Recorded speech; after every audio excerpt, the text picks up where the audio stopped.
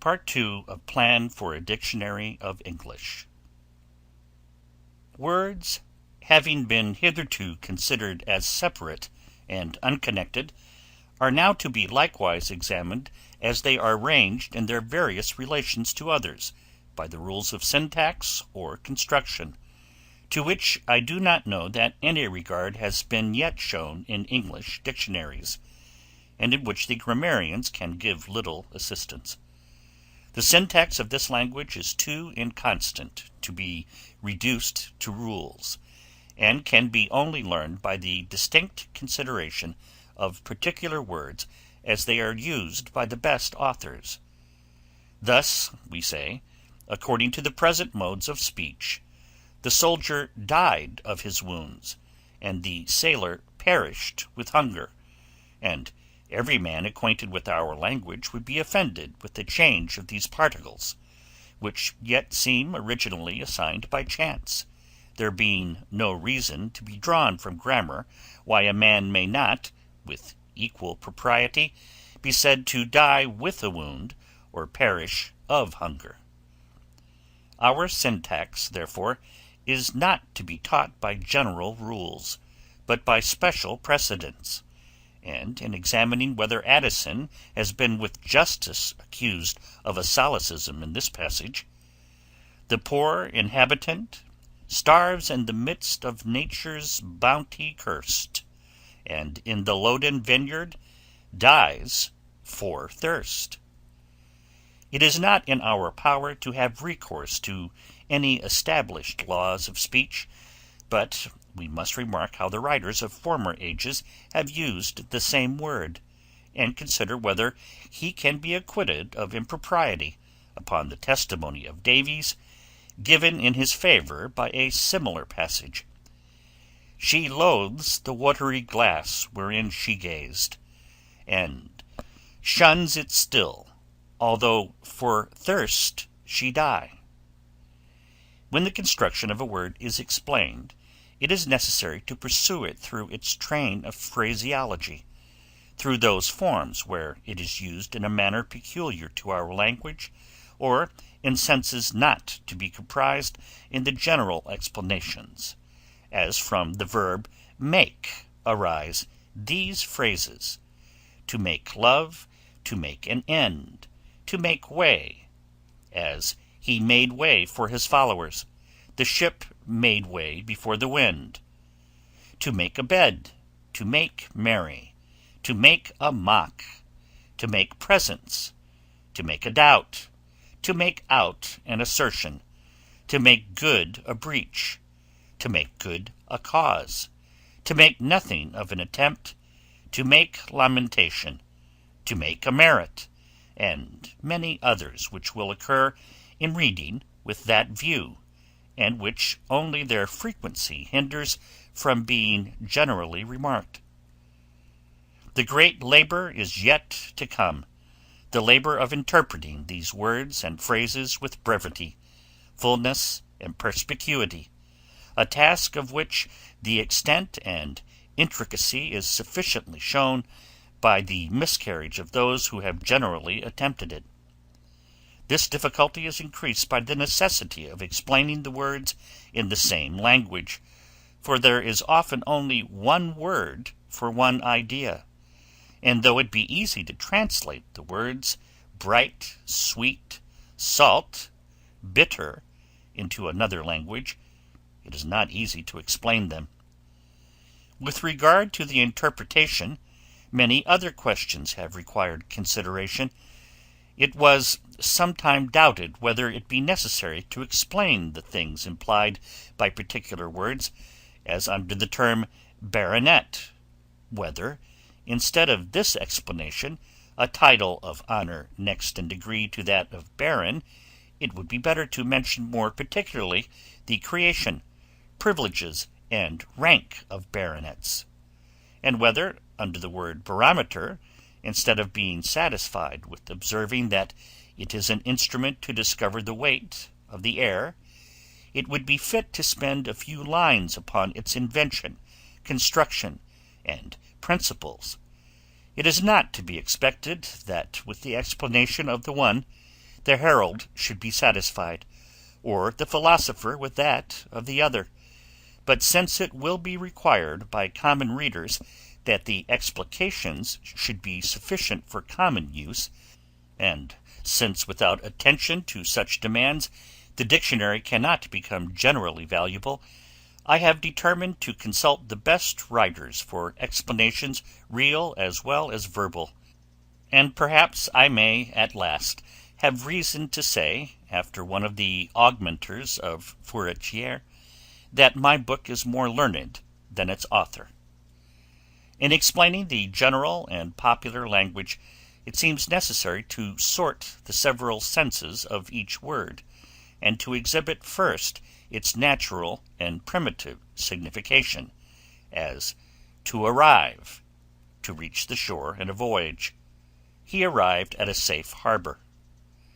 Then to give its consequential meaning, to arrive, to reach any place, whether by land or sea, as he arrived at his country seat. Then its metaphorical sense, to obtain anything desired, as he arrived at a peerage. Then to mention any observation that arises from the comparison of one meaning with another, as it may be remarked of the word arrive, that in consequence of its original and etymological sense, it cannot be properly applied but to words signifying something desirable. Thus we say, a man arrived at happiness, but cannot say, without a mixture of irony, he arrived at misery. Ground, the earth, generally, as opposed to the air or water. He swam till he reached ground. The bird fell to the ground. Then follows the accidental or consequential signification, in which ground implies anything that lies under another, as he laid colors upon a rough ground. The silk had blue flowers on a red ground. Then the remoter or metaphorical signification, as the ground of his opinion was a false computation. The ground of his work was his father's manuscript. After having gone through the natural and figurative senses, it will be proper to subjoin the poetical sense of each word, where it differs from that which is in common use, as wanton, applied to anything of which the motion is irregular, without terror, as in wanton ringlets curled her hair. To the poetical sense may succeed the familiar, as of toast, used to imply the person whose health is drunk, as the wise man's passion and the vain man's toast. Pope. The familiar may be followed by the burlesque, as of mellow, applied to good friendship. In all thy humours, whether grave or mellow. Addison. Or of bite, used for cheat. More a dupe than wit, Sappho can tell you how this man was bit. Pope. And lastly may be produced the peculiar sense in which a word is found in any great author, as faculties. In Shakespeare, signifies the powers of authority. This Duncan has borne his faculties so meek, has been so clear in his great office that, etc. The signification of adjectives may be often ascertained by uniting them to substantives, as simple swain, simple sheep. Sometimes the sense of a substantive may be elucidated by the epithets annexed to it in good authors, as the boundless ocean, the open lawns, and where such advantage can be gained by a short quotation, it is not to be omitted. The difference of signification in words generally accounted synonymous ought to be carefully observed, as in pride, haughtiness, arrogance, and the strict and critical meaning ought to be distinguished from that which is loose and popular, as in the word perfection, which, though in its philosophical and exact sense it can be of little use among human beings, is often so much degraded from its original signification that the academicians have inserted in their work the perfection of a language, and with a little more licentiousness might have prevailed on themselves to have added the perfection of a dictionary. There are many other characters of words which it will be of use to mention. Some have both an active and passive signification, as fearful, that which gives or which feels terror, a fearful prodigy, a fearful hare. Some have a personal, some a real meaning, as in apposition to old we use the adjective young of animated beings and new of other things. Some are restrained to the sense of praise, and others to that of disapprobation. So commonly, though not always, we exhort to good actions, we instigate to ill, we animate, incite, and encourage indifferently to good or bad. So we usually ascribe good but impute evil, yet neither the use of these words, nor perhaps of any other in our licentious language, is so established as not to be often reversed by the correctest writers.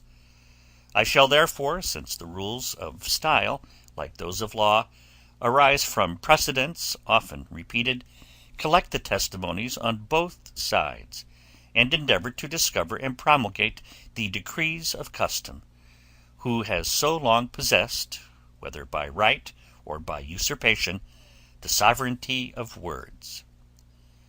It is necessary, likewise, to explain many words by their opposition to others, for contraries are best seen when they stand together. Thus the verb stand has one sense, as opposed to fall, and another, as opposed to fly.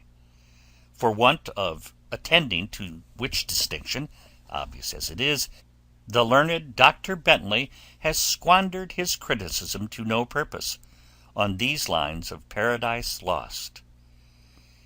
In heaps chariot and charioteer lay overturned, and fiery foaming steeds.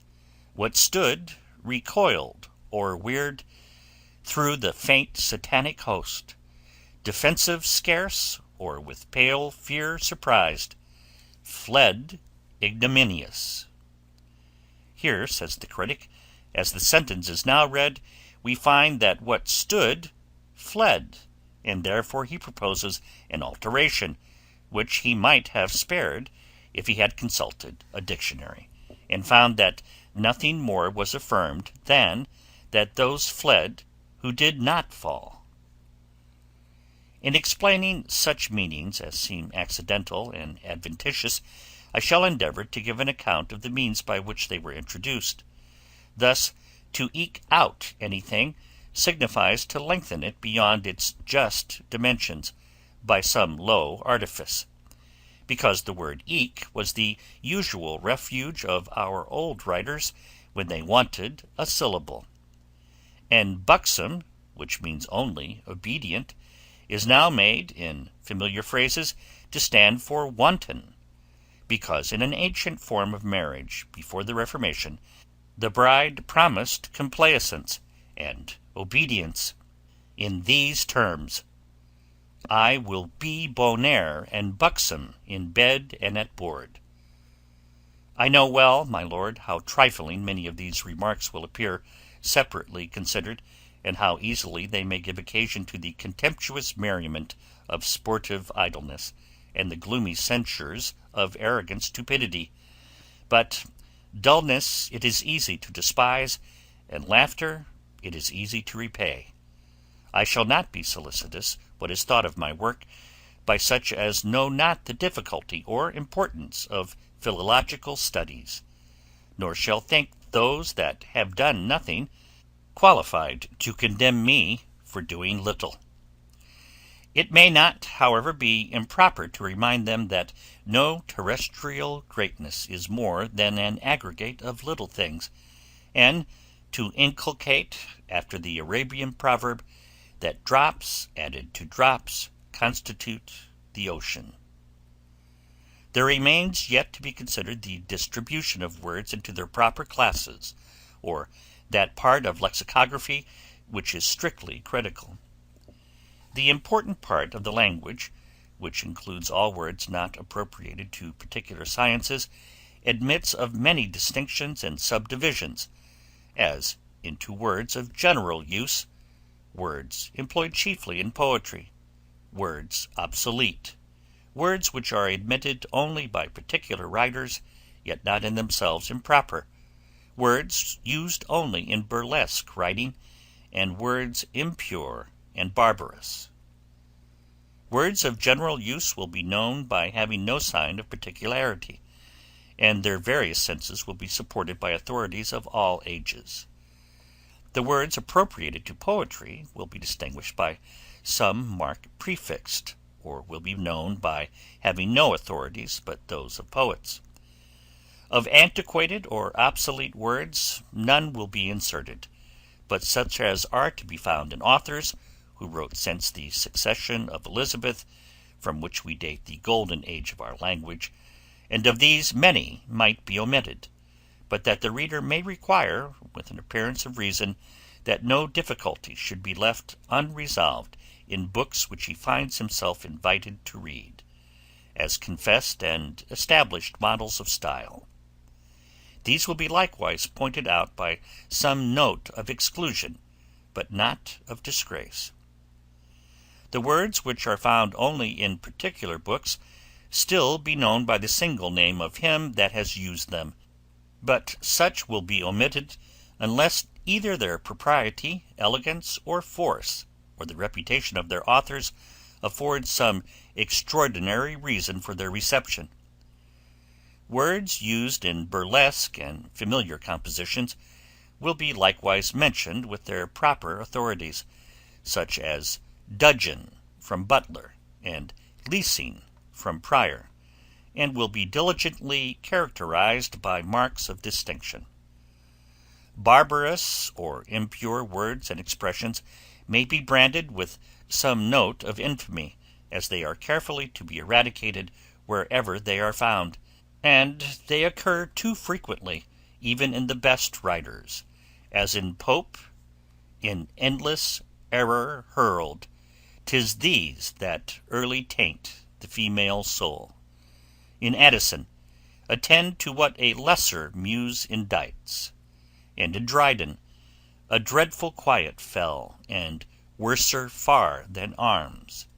If this part of the proposal can be well performed, it will be equivalent to the proposal made by Boileau to the academicians, that they should review all their polite writers and correct such impurities as might be found in them, that their authority might not contribute at any distant time to the depravation of the language.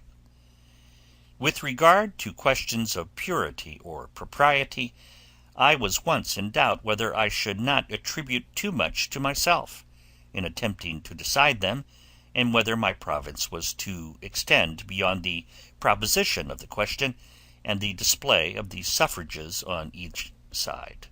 But I have been since determined, by your lordship's opinion, to interpose my own judgment, and shall therefore endeavour to support what appears to me most consonant to grammar and reason. Ausonius thought that modesty forbade him to plead inability for a task to which Caesar had judged him equal. Cur me posse negam, posse quod ille putat. And I may hope, my lord, that since you, whose authority in our language is so generally acknowledged, have commissioned me to declare my own opinion, I shall be considered as exercising a kind of vicarious jurisdiction, and that the power might have been denied to my own claim will be readily allowed me as the delegate of your lordship.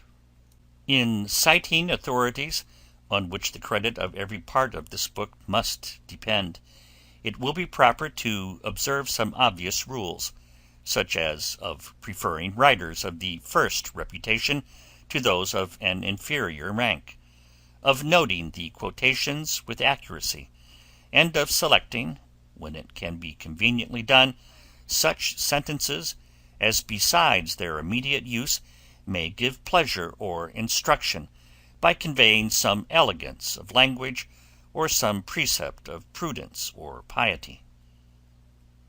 It has been asked on some occasions, who shall judge the judges? And since, with regard to this design, a question may arise by what authority the authorities are selected, it is necessary to obviate it, by declaring that many of the writers whose testimonies will be alleged were selected by Mr. Pope, of whom I may be justified in affirming that were he still alive, solicitous as he was for the success of this work, he would not be displeased that I have undertaken it. It will be proper that the quotations be ranged according to the ages of their authors, and it will afford an agreeable amusement if to the words and phrases which are not part of our own growth, the name of the writer who first introduced them can be affixed, and if, to words which are now antiquated, the authority be subjoined of him who last admitted them.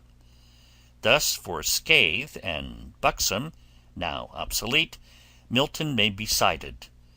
The mountain oak stands scathed to heaven. He with broad sails winnowed the buxom air. By this method every word will have its history, and the reader will be informed of the gradual changes of the language, and have before his eyes the rise of some words and the fall of others. But observations so minute and accurate are to be desired rather than expected, and if use be carefully supplied, curiosity must sometimes bear its disappointments. This, my lord, is my idea of an English dictionary, a dictionary by which the pronunciation of our language may be fixed and its attainment facilitated, by which its purity may be preserved, its use ascertained, and its duration lengthened. And though, perhaps, to correct the language of nations by books of grammar, and amend their manners by discourses of morality, may be tasks equally difficult, yet, as it is unavoidable to wish, it is natural likewise to hope that your lordship's patronage may not be wholly lost, that it may contribute to the preservation of ancient and the improvement of modern writers, that it may promote the reformation of those translators who, for want of understanding the characteristical differences of tongues, have formed a chaotic dialect of heterogeneous phrases, and awakened to the care of purer diction some men of genius, whose attention to argument makes them negligent of style, or whose rapid imagination, like the Peruvian torrents, when it brings down gold, mingles it with sand. When I survey the plan which I have laid before you, I cannot, my lord, but confess that I am frighted at its extent, and, like the soldiers of Caesar, look on Britain as a new world which it is almost madness to invade. But I hope that though I should not complete the conquest, I shall at least discover the coast, civilize part of the inhabitants, and make it easy for some other adventurer to proceed further, to reduce them wholly to subjection, and settle them under laws. We are taught by the great Roman orator that every man should propose to himself the highest degree of excellence, but that he may stop with honor at the second or third.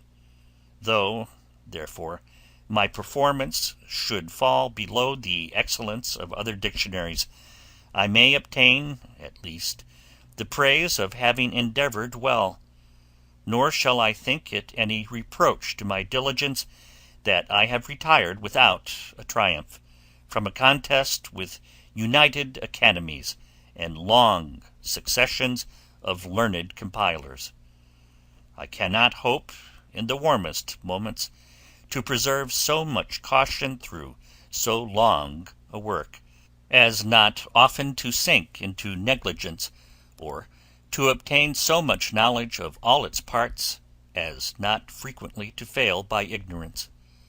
I expect that sometimes the desire of accuracy will urge me to superfluities, and sometimes the fear of prolixity betray me to omissions, that in the extent of such variety I shall be often bewildered, and in the mazes of such intricacy be frequently entangled, that in one part refinement will be subtilized beyond exactness, and evidence dilated in another beyond perspicuity. Yet I do not despair of approbation from those who, knowing the uncertainty of conjecture, the scantiness of knowledge, the fallibility of memory, and the unsteadiness of attention, can compare the causes of error with the means of avoiding it, and the extent of art with the capacity of man. And whatever be the event of my endeavours, I shall not easily regret an attempt which has procured me the honour of appearing thus publicly. My Lord, your Lordship's most obedient and most humble servant, Samuel Johnson.